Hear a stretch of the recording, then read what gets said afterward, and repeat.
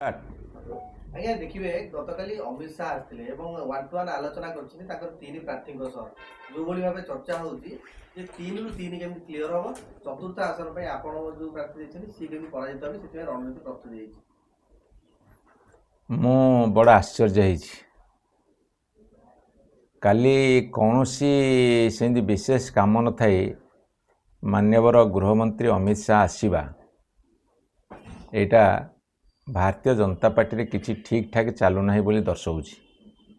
ଏଇ ଯେଉଁ ଇନାଗୁରେସନ୍ ଲୋକାର୍ପଣ ଏରା ହେଉଛି ସବୁ ଗୋଟେ ଦେଖେଇବା ପାଇଁ, କିନ୍ତୁ ପ୍ରକୃତ ଉଦ୍ଦେଶ୍ୟ ଥିଲା ପାର୍ଟି ଭିତରେ ତାଙ୍କର ବିଶେଷ କରି ଭାରତୀୟ ଜନତା ପାର୍ଟି ଭିତରେ ପ୍ରବଳ ମତାନ୍ତର ମନାନ୍ତର ଏବଂ କଳି ତକରାଳ ଚାଲିଛି, ଯେଉଁଟାକୁ ସେ ଚେଷ୍ଟା କରିଛନ୍ତି ତୁଟେଇବା ପାଇଁ।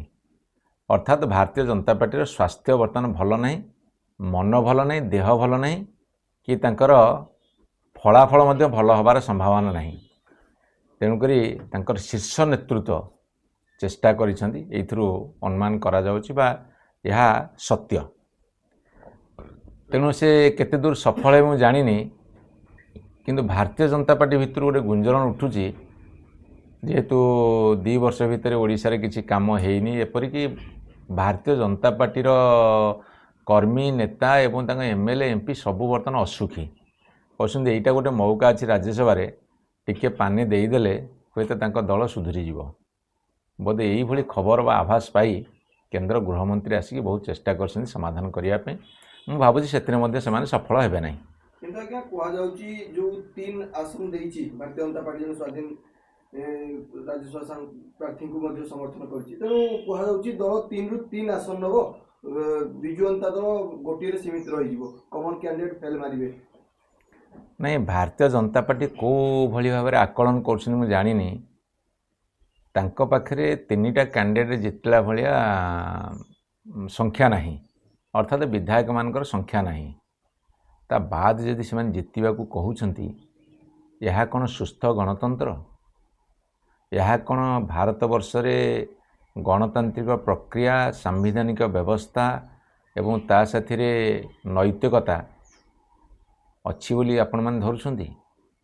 ଯଦି ନୀତି ନୈତିକତାକୁ ବଳି ଦିଆଯିବ, ଯଦି ସାମ୍ବିଧାନିକ ବିଧି ବ୍ୟବସ୍ଥାକୁ ଆପଣ ବଳି ଦେଇଦେବେ, ଯଦି ଗଣତନ୍ତ୍ର ମହିମାକୁ ଆପଣ କୁଠାରଘାତ କରିବେ, ତାହେଲେ ସେ ଜିତିବାର ସମ୍ଭାବନା ରହିବ।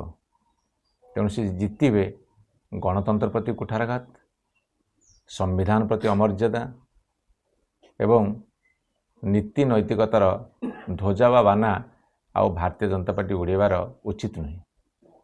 ଆଜ୍ଞା, ତାହେଲେ ଯଦି ସେ ଜିତୁଛନ୍ତି ବା ଭାରତୀୟ ଜନତା ପାର୍ଟି 3ଟି ଆସନ ଜିତୁଛି, ତାହେଲେ ବିଜୁ ଜନତା ଦଳ କିମ୍ବା କଂଗ୍ରେସର ବିଧାୟକଙ୍କର ସମର୍ଥନ ନିହାତି ଆବଶ୍ୟକତା। ତେଣୁ ଏ ଦୁଇ ଦଳର ବିଧାୟକଙ୍କୁ କିପରି ଦଳ ସହିତ ଯୋଡ଼ିବ, ସେ ନେଇ ଯେଉଁ ପ୍ରୟାସ ଚାଲିଛି ସେଥିରେ ସେମାନେ ସକ୍ଷମ ହୋଇପାରିବେ କି?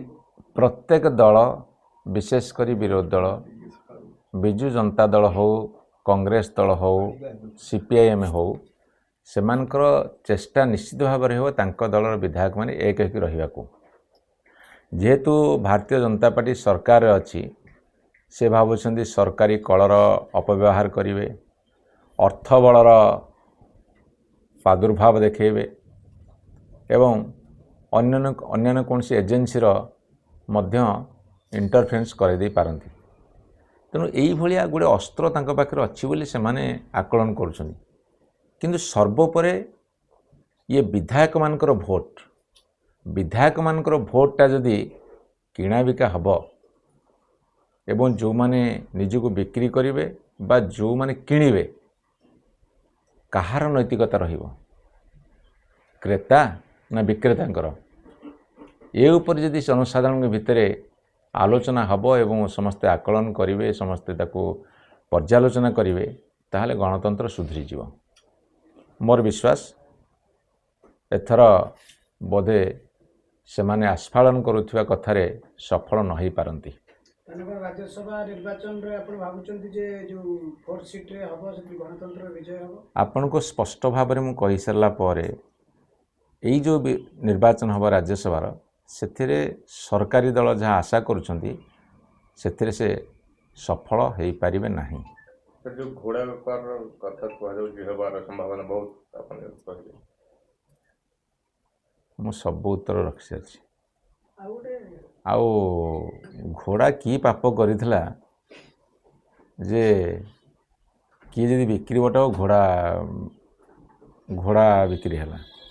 କାହିଁକି ଛେଳି କହୁନ, ମେଣ୍ଢା କହୁନ, କୁକୁଡ଼ା ବତକ କହୁନ, ବାଇଗଣ ଟମାଟୋ କହୁନ, ଘୋଡ଼ା ସେଥିରେ କାହିଁକି ବିଧାଙ୍କୁ ତୁଳନା କରୁଛ?